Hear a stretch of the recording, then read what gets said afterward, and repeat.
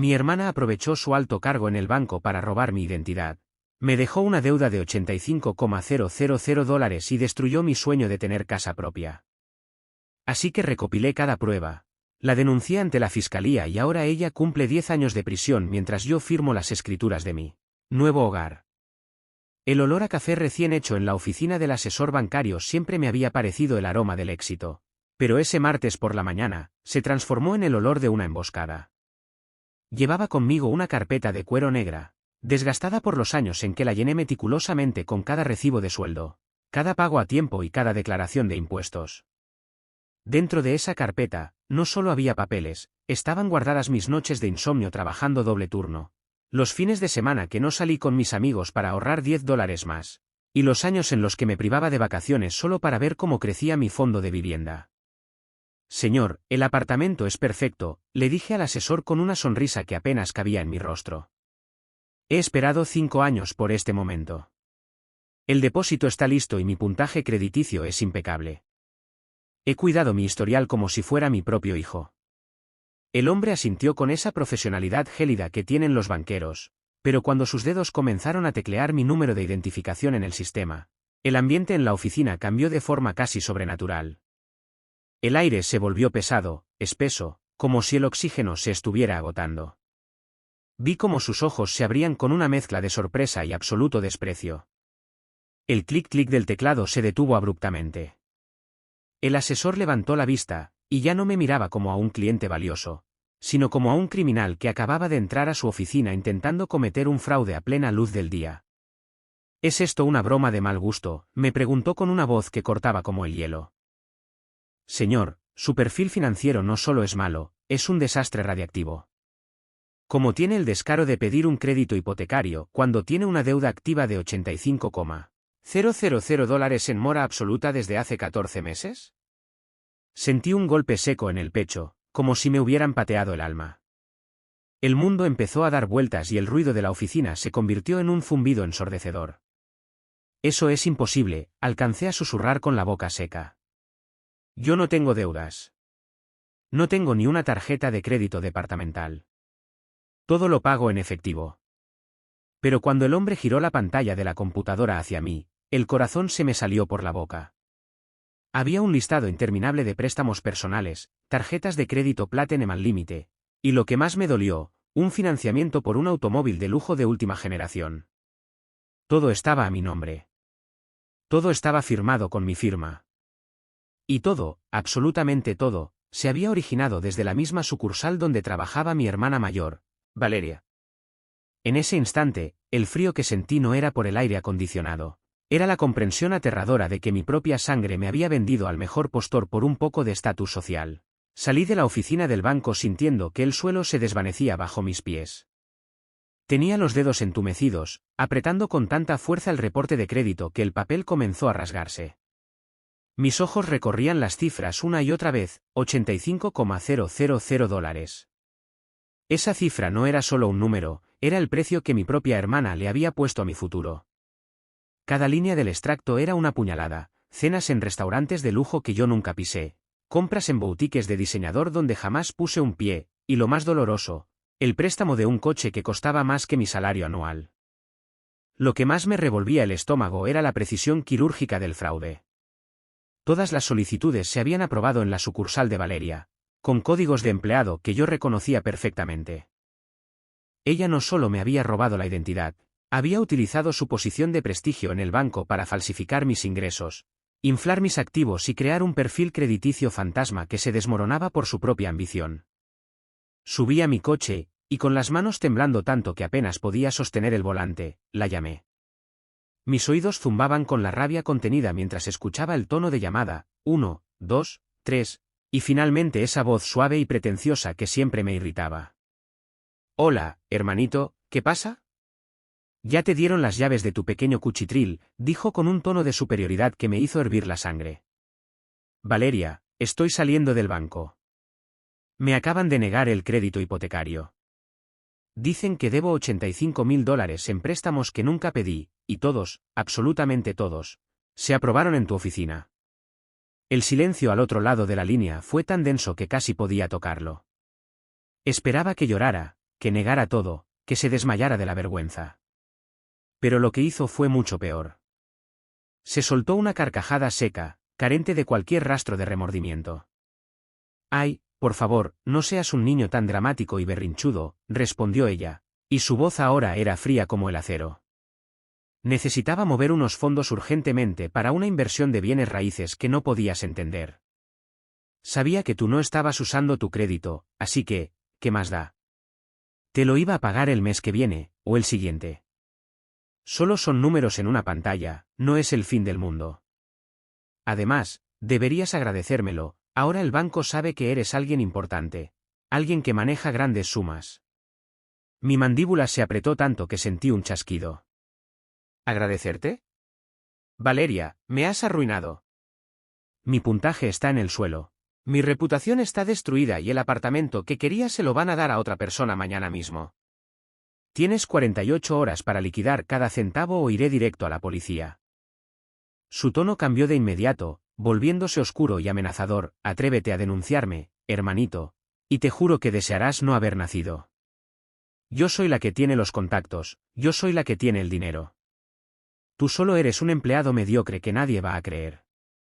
Piensa bien tu próximo movimiento, porque si intentas hundirme, yo te enterraré primero. El ultimátum de 48 horas que le di a Valeria fue como lanzar una cerilla en un campo de gasolina.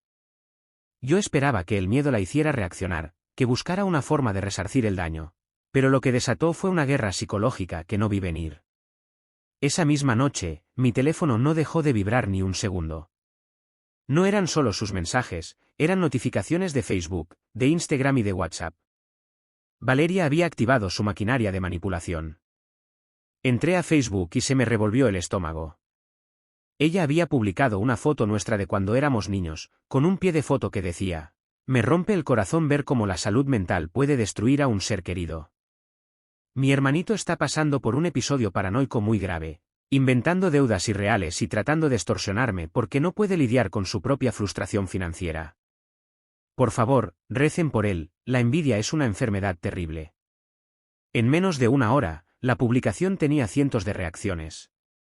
Mis tíos, mis primos y hasta antiguos amigos del colegio comentaban cosas como: «Qué triste, con lo buena hermana que eres», o «Fuerza, Valeria, no dejes que su resentimiento te afecte». Me sentí como si me estuvieran asfixiando bajo el agua. Intenté comentar la verdad, subir capturas del reporte de crédito, pero ella bloqueaba mis comentarios al instante. Entonces empezaron las llamadas de mis padres. Mi madre estaba llorando, con la voz quebrada: «¿Cómo puedes hacerle esto a tu hermana? Ella es una profesional exitosa, trabaja en un banco prestigioso, ella no necesita tu dinero. Nos está contando que la estás amenazando con ir a la policía por una locura que te inventaste. Por favor, hijo, no avergüences a la familia de esta manera». Mi padre, con su tono severo de siempre, fue más directo: «Si te atreves a poner un pie en una comisaría para denunciar a tu propia sangre, olvídate de que tienes padres. La familia se protege, no se traiciona por un maldito apartamento». No me dejaron hablar. No quisieron ver las pruebas. Para ellos, la imagen de hija perfecta de Valeria era una verdad absoluta, y yo solo era el hijo problemático que envidiaba su éxito. Mientras tanto, Valeria me enviaba mensajes de texto privados que eran pura ponzoña. ¿Ves lo fácil que es borrarte del mapa? Nadie te cree. Si vas a la policía, diré que tú me diste permiso para usar tu firma y que ahora te arrepentiste porque eres un ludópata que perdió su dinero. Tengo amigos en el área legal del banco que redactarán lo que yo diga. Quédate callado, acepta tu deuda y quizás, solo quizás, te deje sentarte en mi mesa en Navidad. Estaba solo. Mi propia familia me había dado la espalda. Mi reputación estaba siendo arrastrada por el barro digital y mi hermana se reía en mi cara mientras planeaba mi destrucción total. El acoso era constante, recibía llamadas de números desconocidos insultándome, diciéndome que era un parásito envidioso. Fue en ese momento, sentado en la oscuridad de mi habitación, escuchando los sollozos de mi madre por teléfono y leyendo las amenazas de muerte profesional de Valeria, que algo dentro de mí se rompió. El miedo se evaporó y fue reemplazado por un frío glacial. Si ella quería una guerra, le daría una destrucción total. Esa noche, el silencio de mi habitación se sentía como el interior de una tumba. Las palabras de mi padre resonaban en mi cabeza: si la denuncias, olvídate de que tienes padres. Era una sentencia de exilio familiar. Miré el techo durante horas, escuchando el zumbido constante de mi teléfono, que no dejaba de escupir notificaciones de odio y mensajes de preocupación, falsa de parientes que ni siquiera conocían mi número hasta ayer. Valeria había ganado el primer asalto, me había quitado a mi familia, me había quitado mi reputación y me había quitado el sueño. Pero cometió un error garrafal que solo alguien cegado por la soberbia comete: creyó que yo me rompería. Me levanté de la cama a las 3 de la mañana con una claridad mental que me asustaba. Encendí mi computadora y empecé a trabajar. Si Valeria quería jugar a ser la mente maestra financiera, yo le demostraría que un hombre que no tiene nada que perder es el adversario más peligroso del mundo. Pasé el resto de la madrugada organizando un expediente de guerra. Primero, grabé la pantalla de mi celular mientras recorría cada uno de sus mensajes de texto. Guardé los audios donde me llamaba mediocre y donde admitía, con su propia voz cargada de arrogancia, que había usado mi crédito para una inversión. Luego, descargué todas sus publicaciones de Facebook donde me difamaba. Cada captura de pantalla era un clavo más en su ataúd legal por daños y perjuicios.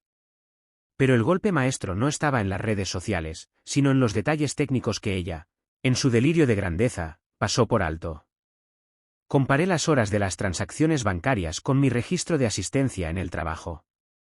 Mientras ella firmaba créditos de $20,000 a mi nombre en su sucursal, yo estaba marcando entrada en mi oficina a 50 kilómetros de distancia. Era físicamente imposible que yo hubiera estado en dos lugares a la vez. Cada firma digital falsa, cada documento escaneado con mi nombre, tenía el sello de su terminal de computadora.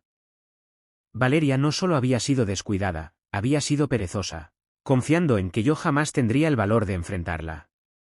Al amanecer, tenía una carpeta de 50 páginas. Me puse mi mejor traje, el que guardaba para la firma de la casa que ella me arrebató, y me miré al espejo. Ya no había rastro de tristeza en mis ojos, solo una determinación gélida. Salí de casa ignorando las 10 llamadas perdidas de mi madre. Conducir hacia la Fiscalía General no se sintió como una traición, se sintió como un acto de purificación. Al llegar, me senté frente al fiscal de delitos económicos. Vengo a denunciar un fraude bancario masivo y una suplantación de identidad, dije con una voz que no me tembló ni una sola vez. El fiscal, un hombre de unos 50 años acostumbrado a ver lo peor de la humanidad, arqueó una ceja cuando vio que la acusada era mi propia hermana. Pero a medida que pasaba las páginas de mi expediente, su expresión se transformó en una de absoluto asombro. Hijo, me dijo bajando las gafas, esto no es solo un pleito familiar. Esto es un delito federal grave. Con lo que tienes aquí, no solo vas a recuperar tu nombre, vas a borrar el de ella de cualquier institución financiera del país. En ese momento supe que el puente con mi familia estaba quemado, pero las cenizas me servirían para construir mi propio camino. El miércoles por la mañana, el sol brillaba con una ironía cruel sobre el edificio de cristal y acero donde funcionaba la sede principal del banco. Yo estaba sentado en mi coche, al otro lado de la calle, observando la entrada principal. Sabía que Valeria acababa de llegar en su flamante coche de lujo, el mismo que yo estaba pagando con mi crédito arruinado. Me la imaginé entrando a su oficina, pidiendo su café artesanal y revisando su muro de Facebook para regodearse en los mensajes de apoyo que sus mentiras habían cosechado. Pero lo que ella no sabía era que, mientras ella se sentía intocable, el fiscal ya había firmado las órdenes de registro y detención. A las 10:15 de la mañana, dos camionetas negras sin distintivos se estacionaron justo frente a la puerta principal. 6 agentes de la Unidad de Delitos Financieros, vestidos con chaquetas tácticas, bajaron con una determinación gélida. Los seguían 2 auditores internos del banco que yo mismo había contactado el día anterior tras presentar mi denuncia. Mi corazón latía con una fuerza violenta, no por miedo, sino por la adrenalina de ver cómo el castillo de naipes de mi hermana comenzaba a tambalearse.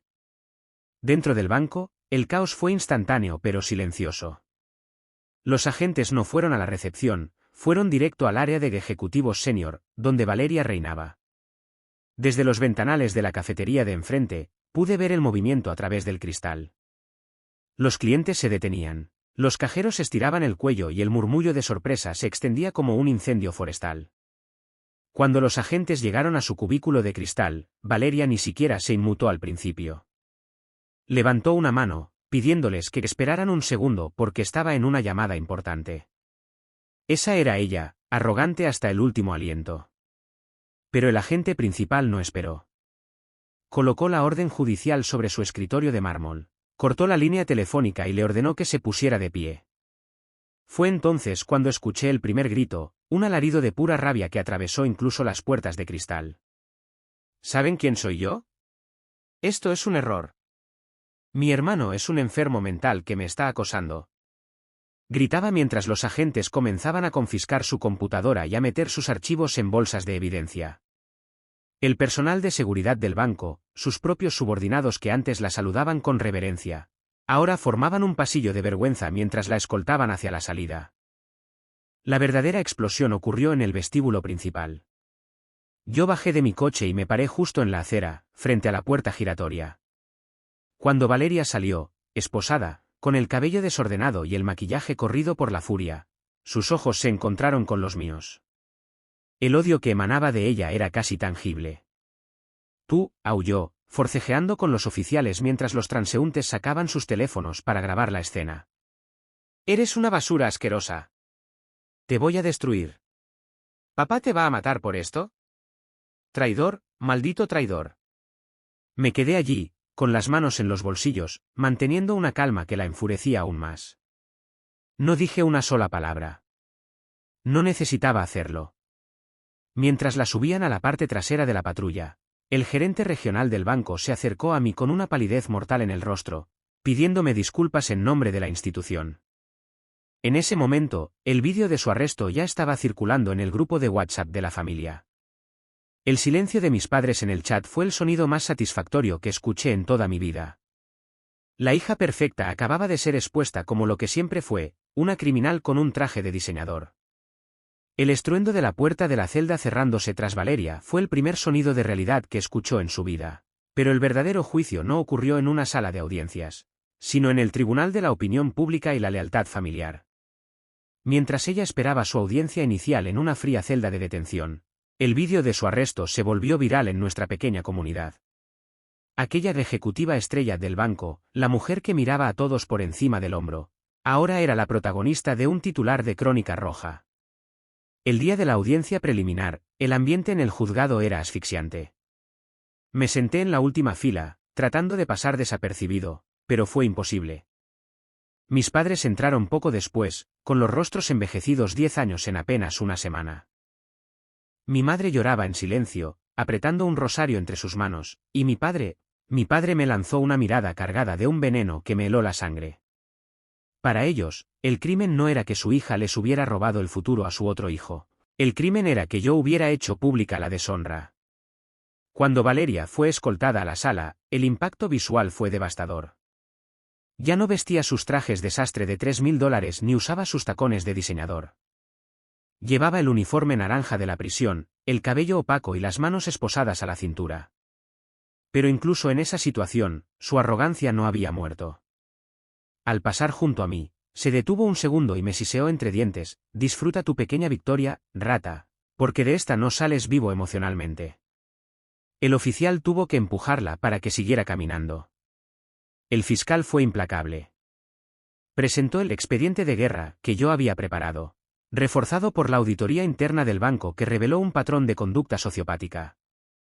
No solo me había robado a mí, Valeria había estado desviando fondos de cuentas de ancianos y clientes que no revisaban sus estados de cuenta, para cubrir los pagos mínimos de las tarjetas que sacó a mi nombre. Era una estafa piramidal personal que se desmoronaba. Su abogado defensor, un hombre que parecía querer estar en cualquier otro lugar menos ahí, intentó alegar enajenación mental y presión laboral. Pero el juez, un hombre con fama de no tolerar la corrupción de cuello blanco, golpeó el mazo con una fuerza que hizo vibrar las paredes. Esto no es un error de juicio, es una depredación sistemática contra su propio hermano y contra el sistema financiero, sentenció. En ese momento, Valeria perdió los estribos. Empezó a gritarle al juez, a maldecir a los auditores. Finalmente, se giró hacia mis padres gritando: «Díganle algo. Papá, sácame de aquí».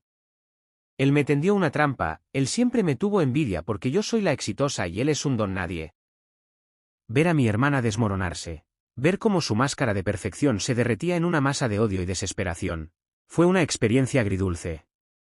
El banco, temiendo una demanda masiva por negligencia, anunció en plena sala que Valeria quedaba despedida con causa justificada, perdiendo cualquier beneficio, pensión o liquidación, y que colaborarían con la fiscalía para que se le impusiera la pena máxima por fraude agravado y suplantación de identidad. Se quedó sin empleo, sin carrera, sin dinero y, por primera vez, sin el escudo protector de sus mentiras. Cuando la sacaron de la sala hacia la prisión estatal, sus gritos se escuchaban por todo el pasillo, pero esta vez, nadie corrió a consolarla. Tras la sentencia, el silencio que se instaló en mi vida fue más ruidoso que cualquier grito. Me encontré viviendo en un apartamento que se sentía como una zona de guerra después del bombardeo. La justicia legal estaba de mi lado, pero la justicia familiar era un concepto que ya no existía para mí. Mis padres cumplieron su promesa, fui borrado de las fotos, bloqueado de los chats familiares y declarado persona non grata. Recibí un último correo de mi padre, seco y cortante como un cristal roto. Has destruido a tu hermana por unos trozos de papel y un edificio de ladrillos. Espero que tu casa te dé el calor que ya no encontrarás en esta familia. Esas palabras dolían, pero no tanto como la traición original de Valeria. Sin embargo, el verdadero infierno apenas comenzaba. Valeria, incluso tras las rejas de la prisión estatal, se negaba a desaparecer. Como no tenía acceso a sus antiguas cuentas, empezó a usar a sus últimos aliados, amigos de dudosa reputación a los que ella les había hecho favores en el banco, para hacerme la vida imposible. Empecé a recibir llamadas a las 3 de la mañana donde nadie hablaba, solo se escuchaba una respiración pesada. Recibí cartas anónimas en mi buzón con fotos de mi lugar de trabajo y de la fachada del apartamento que tanto me había costado proteger. Un día, recibí una llamada del centro penitenciario. Por pura curiosidad morbosa, acepté. La voz de Valeria al otro lado ya no era la de la ejecutiva refinada, era una voz ronca, cargada de una maldad pura y destilada. ¿Crees que ganaste, pequeño idiota? Siseo. He hablado con mis contactos. He dicho que tú eras mi cómplice, que tú disfrutabas del dinero y que ahora me traicionas para quedarte con todo. He enviado pruebas anónimas a la policía. Si yo me pudro aquí, te juro por mi vida que tú vendrás a hacerme compañía. No vas a vivir en esa casa. Vas a vivir en el miedo constante de que alguien toque a tu puerta para llevarte conmigo. El acoso escaló a un nivel físico. Una noche, al llegar del trabajo, encontré la puerta de mi casa marcada con pintura roja. Las palabras traidor de sangre cubrían el lugar que debía ser mi refugio. Valeria estaba gastando lo poco que le quedaba en contratar a delincuentes menores para hostigarme, intentando que yo retirara los cargos civiles o que, simplemente, me quebrara mentalmente. La presión era tan grande que tuve que contratar seguridad privada y gastar parte de mis ahorros en cámaras de vigilancia y un sistema de alarma de última generación. Pero Valeria cometió un último error por culpa de su desesperación. Uno de los hombres que ella contrató para vigilarme, asustado por la vigilancia que yo ya había montado, terminó confesando que ella le había prometido dinero de una cuenta oculta que ella todavía manejaba. Esa confesión fue la estocada final. Informé al fiscal sobre el acoso y sobre la existencia de ese dinero escondido. No solo le añadieron cargos por obstrucción a la justicia y acoso agravado, sino que la policía encontró el rastro de sus últimas transacciones ilegales. Cada vez que ella intentaba golpearme desde su celda, solo lograba que su condena se extendiera. La soledad se convirtió en mi única compañera, pero era una soledad limpia. Estaba solo, sí, pero ya no estaba siendo drenado por una parásita que compartía mi ADN. Estaba aprendiendo que, a veces, para salvar tu vida, tienes que dejar que el resto de tu mundo se queme. El día que finalmente recibí las llaves de mi nueva casa, no hubo fanfarria, ni brindis familiares, ni abrazos de felicitación. Solo estábamos yo, el silencio de la tarde y el peso metálico de la llave en la palma de mi mano. Mientras caminaba por las habitaciones vacías, el eco de mis pasos resonaba en las paredes blancas como un recordatorio de todo lo que había tenido que sacrificar para llegar allí. Cada rincón de esa casa estaba pagado no solo con dinero, sino con las lágrimas de mi madre, el desprecio de mi padre y la destrucción total de la mujer que alguna vez llamé hermana. Me senté en el suelo de lo que sería mi sala de estar, con la luz dorada del atardecer filtrándose por los ventanales, esa luz que tanto había soñado durante 5 años de esclavitud laboral. Saqué mi teléfono por última vez para revisar las noticias legales. La sentencia final de Valeria había sido ratificada, 10 años de prisión efectiva, sin posibilidad de libertad condicional por buena conducta, debido a sus intentos de extorsión desde la cárcel. El banco, en un intento desesperado por evitar una demanda de mi parte, no solo había limpiado mi historial crediticio, sino que me había otorgado una compensación económica que cubrió la mitad del valor de mi propiedad. Había ganado en el papel, pero el costo humano era incalculable.